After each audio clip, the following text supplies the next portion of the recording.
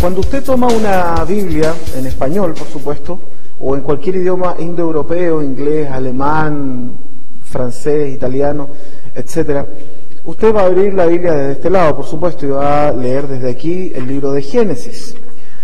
Sin embargo, cuando nos encontramos a un texto hebreo, el Génesis se encuentra acá.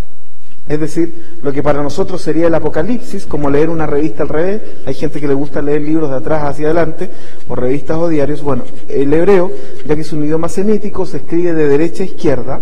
¿Ya? Este idioma, como todos los idiomas semíticos, lo mismo ocurre con el árabe. Entonces, el libro se abre al revés.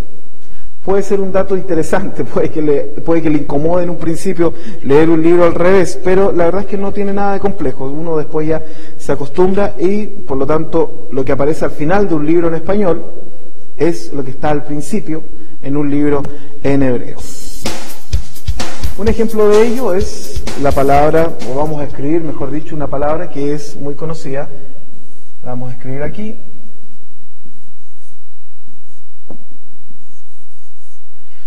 Ahí dice shalom, es decir, hola o chao. En hebreo moderno decir shalom significa también chao, goodbye, que te vaya bien.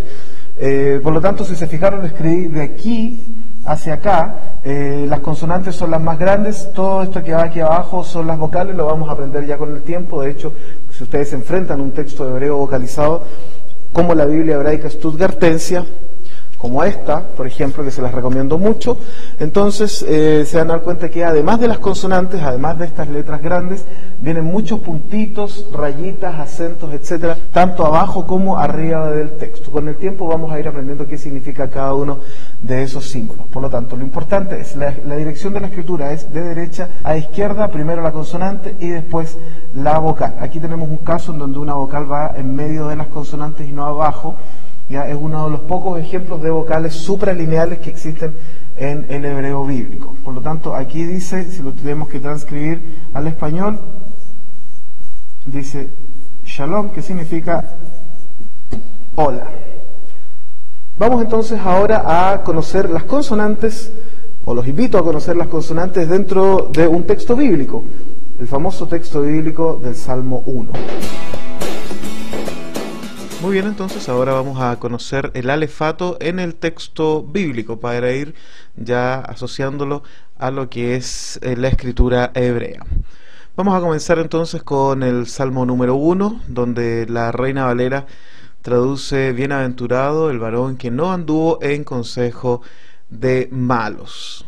Vamos a partir desde las primeras palabras. Encontramos entonces la primera letra, que es una alef, que corresponde a la primera letra del alefato. Después tenemos la letra Shin, que es Shin y no Sin por el puntito que tiene a la derecha. Después tenemos una Resh, una R. Después tenemos una Yod, una Hei posteriormente. Después tenemos entonces otra Aleph, una Yod y una Shin. Pasamos a la palabra siguiente. Después tenemos Asher, que ya contiene letras que conocemos. Después tenemos una Lamed junto a una Aleph nuevamente. Acá tenemos letras que ya conocemos. Nuevamente una Hei, que es una H. Una Lamed también, una L y una Kaf Sofit. ¿Recuerdan cuando hablamos entonces acerca de las Kaf que iban al final de una palabra? Aquí tenemos una Kaf Sofit. Esta palabra se lee como Halach.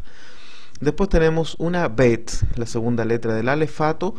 Por todo lo que está abajo aún no se preocupen, ya que son consonantes y marcas sintácticas del texto hebreo. Lo importante son estas letras que van acá arriba, que son justamente las consonantes. Después tenemos una Ayin, que fíjense qué bueno que aparece junto a la Tzade, porque muchas veces se tienden a confundir ambas letras. Y más de alguno las confunde con una Y, porque la Ayin sobre todo tiene forma de Y, digamos, española, pero en realidad no lo es. Este es una Ayin, que dijimos que su sonido para nosotros iba a ser mudo, es decir, solo se iba a leer la vocal que tuviera debajo, que en este caso es una A corta. Después tenemos la letra Tzade, que ya la veníamos conociendo, también tiene una forma final que vamos a ver más adelante. Después entonces tenemos una letra Tav, o Tau, que corresponde a nuestra letra T. Seguimos en esta palabra que es Reshaim, que son los malvados, y tenemos una letra que no habíamos visto hasta ahora, que es una Mem Sofit, ¿ya? Una M final. Después vamos a conocer cómo son las M intermedias. Seguimos avanzando, aquí ya tenemos una Vav, fíjense que tiene un puntito al medio, esto hace que se lea como U, una letra Vav que corresponde a nuestra letra V. Seguimos a la palabra siguiente, entonces tenemos ya una Het, que como ya habíamos dicho se parece mucho a la letra Hei, por ejemplo esta de acá, donde dice Aish o Haish. Fíjense que la Hei es muy similar a la Het, pero la Het está completa. Después tenemos una Tet, que es una letra T. Seguimos avanzando, pasamos Lo y seguimos a la palabra siguiente, y aquí nos encontramos entonces con una Mem intermedia. Fíjense que tiene una pequeña diferencia con la M final, que es más cuadradita, y la M es un poco más curva. Después tenemos una letra Dalet, que ya habíamos dicho que se parece mucho a la Resh. Aquí las tenemos juntas, de hecho. Fíjense, Dalet y Resh son muy similares, pero una es la letra D y la otra es la letra R. Seguimos avanzando entonces, bajamos a la línea siguiente y tenemos aquí en el verso 1-2 una Kaf, ¿ya? Con Dagesh, por lo tanto suena dura. Aquí tenemos una Y, que es una I, por lo tanto esto se lee como Ki. Después seguimos avanzando entonces, ya estas letras las conocemos. Aquí tenemos el nombre sagrado de Dios, por eso yo les decía que la Yod con la Hei son letras muy importantes para los hebreos, porque corresponde justamente a las letras que forman el nombre sagrado de el santo. Tenemos la Yod, la Hei, la Vav y la Hei. Seguimos avanzando y en esta palabra que es Hefzo tenemos una P, que en este caso es una P sin Dagesh, por lo tanto suena como F, por eso lo leo Hefzo. Seguimos avanzando entonces en nuestras letras y aquí tenemos una Gimel. Fíjense, en esta palabra al medio tenemos, entre dos Hei, tenemos una Gimel que se parece mucho a la letra Nun. Ya lo habíamos conversado en algún momento, se parece mucho, pero esta tiene como un zapatito adelante y una patita hacia atrás.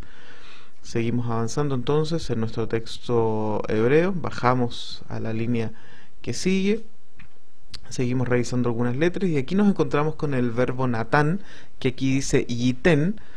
Y aquí tenemos una Nun Sofit, es decir, una N que va al final. Fíjense cómo se parece a la Vav que tenemos aquí atrás. Son muy similares. La diferencia es que la N Sofit o la Nun Sofit pasa hacia abajo el tamaño normal de una letra hebrea. Seguimos avanzando, nos encontramos aquí con una Bet con punto, por lo tanto suena como una B dura. Bajamos entonces a la línea siguiente. Tenemos en la primera palabra nuevamente una M final y acá tenemos, fíjense en la palabra que dice Kamot, tenemos entonces una Tzade Sofit. Ya habíamos conocido hace un minuto atrás la Tzade, por ejemplo en esta palabra que tenemos aquí, donde dice Yatzliach, tenemos una Tzade normal que va dentro de la palabra y acá la tenemos cuando va al final. Fíjense que ocurre lo mismo que en las demás, traspasa un poquito hacia abajo, se alarga un